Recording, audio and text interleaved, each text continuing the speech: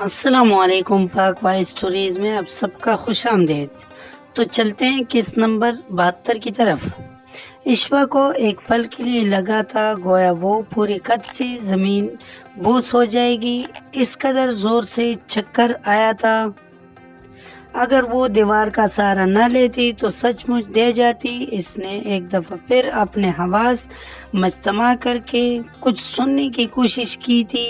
میں شادی کروں گا تو روسا سے، اگر آپ عمر بھائی سے بات نہیں کریں گے تو مجبوراً مجھے دوسرا راہ کی طرف دیکھنا پڑے گا، یعنی میں کورٹ میرج کر لوں گا۔ یہ آواز عمر کی تھی، عمر امان کی، غوثیہ باجی کا بیٹا، بابی بیگم کا پوتا اور نوری کا بڑا بھائی۔ جس قدر اطاولہ ہو رہا تھا یہ لڑکا، ذرا شرم نہیں، جوان بہن گھر میں ہے، اس کی کہیں باتیں نہیں اور صاحبزادے کو اپنے شادیانے بجانے کی پڑی ہے۔ غوثیہ باجی کے خیالات بھی کچھ پرانے قسم، دیکھا جائے تو یہ غلط بھی تھا۔ عمر امان نوری سے 8 سال بڑا تھا، پر سر روزگار تھا، شکل و صورت واجبی سی تھی۔ اگر وہ شادی کے لیے اصرار کر رہا تھا تو پھر غوثیہ باجی کو نوری کا معاملہ سامنے رکھنے کی ضرورت نہیں تھی۔ اگر نوری کی خدا نخواستہ 4-5 سال تک شادی نہ ہوتی تو اتنی دیر عمر امان کو بٹھائے رکھنا کہاں کا انصاف تھا۔ اسی لیے معاشرے میں برائیاں جنم لیتی، مگر ہم لوگ ان چھوٹی چھوٹی باتوں کو ہمیشہ نظر انداز کر دیتے ہیں۔ ادھر اشوا کے بدن میں گویا لہو تک باقی نہیں رہا تھا۔ اس کے الفاظ، اس کی گھٹیا سوچ اور اس کا شک سب اس کے منہ پر آ پڑے تھے۔ مارے شرمندگی کہ اس سے سر نہیں اٹھایا جا رہا تھا۔ جو کچھ وہ عمر سے کہہ آئی تھی وہ سب واپس نہیں پلٹ سکتا تھا۔ اس کے لفظ ہی نہیں، وہ خود بھی بے مول ہو گئی تھی۔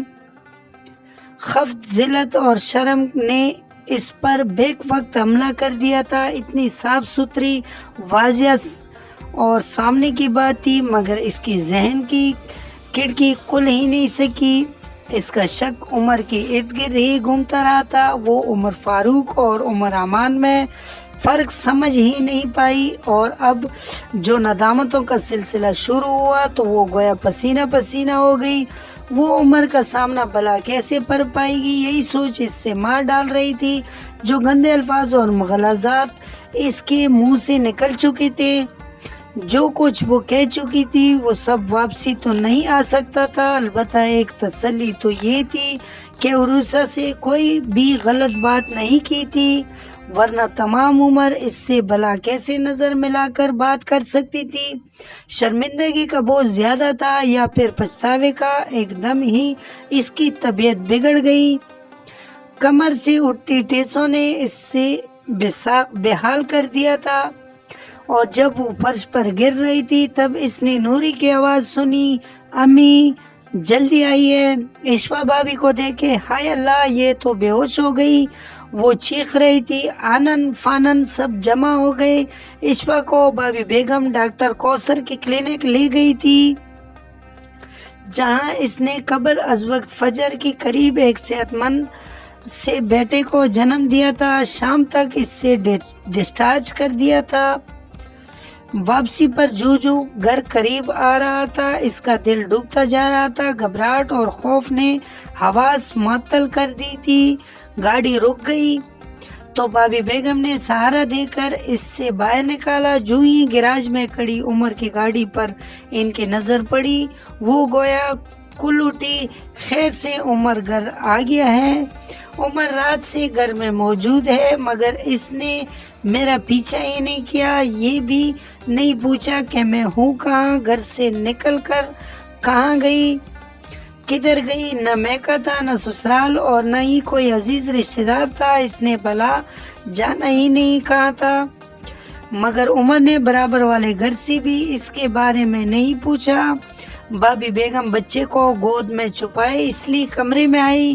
عمر ان دونوں کو دیکھ کر ٹھٹکا نہیں تھا، یقیناً نوری نے اسے اطلاع دے دی تھی۔